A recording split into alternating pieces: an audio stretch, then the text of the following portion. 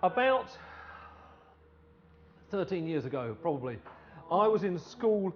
I'd done some lessons, and these lads, I guess year 9, probably year 10, wanted to come and have a conversation with me over lunch, and they were kind of good, feisty Muslim lads. They wanted to have a bit of a debate, a bit of a ding-dong, and that was fine.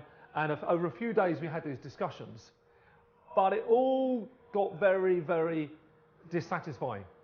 And part of the reason for that was that they'd got their set way of engaging with Christians that they'd learnt through reading books. This was pre the internet, so it was through reading booklets and whatever.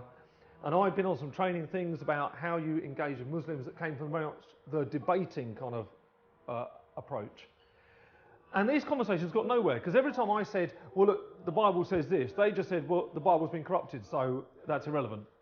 And every time they said something, I thought, well, I know the answer to this one, or the right question to ask, so kind of piled in.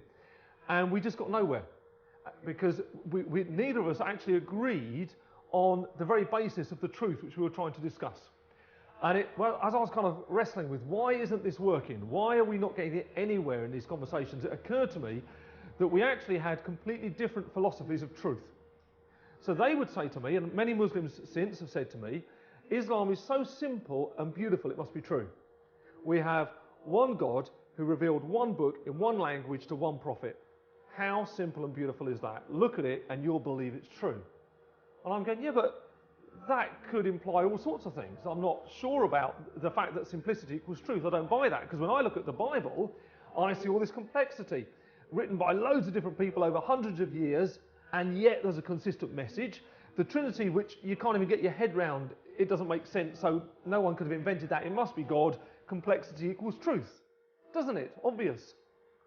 And I realised that the trouble was, if we were going to keep going down this route of which one's more true than the other, at some point we were going to have to all go away together and study the philosophy of truth and agree with what we meant by truth before we could take the conversation any further forward.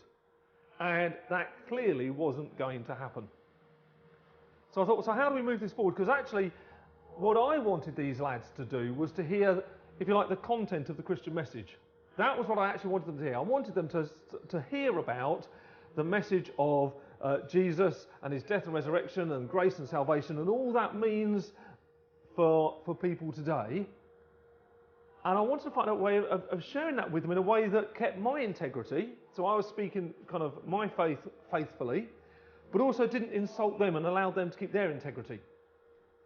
So I kind of changed the rules one day. I said to them, look, let's have a different conversation. I'll shut up for 5 minutes, which is a challenge, but I will try. And I'll give you 5 minutes to tell me why it's good to be a Muslim. And I'll just believe for 5 minutes that you believe the Quran to be true. I won't question whether it's true or not. Sell it to me. I'll give you 5 minutes. Do the best sales pitch you can on why it's good to be a Muslim. And then you'll shut up and you'll give me 5 minutes to tell you why it's good to be a Christian. And then we'll go and have lunch and we'll see what comes out of that. And that completely transformed the way we had our conversations. Because instead of trying to decide whether we could prove ours was true or not, we started to engage with the very content of what our faiths offered. We started to look at what was the offer. What is it God or Allah is saying to the world? What is it saying about humanity? What is it saying about how we live our lives? What is it saying about what happens when we die?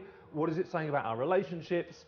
Let's look at that and then see what we make of these. Let's see what God does as we speak his words.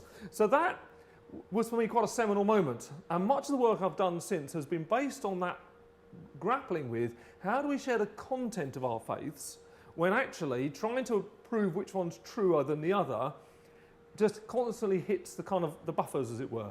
People have been debating that for 1400 years, and there are libraries full of books that you can go and just read, or now the internet full of it. But the danger is we were just rehearsing other people's arguments.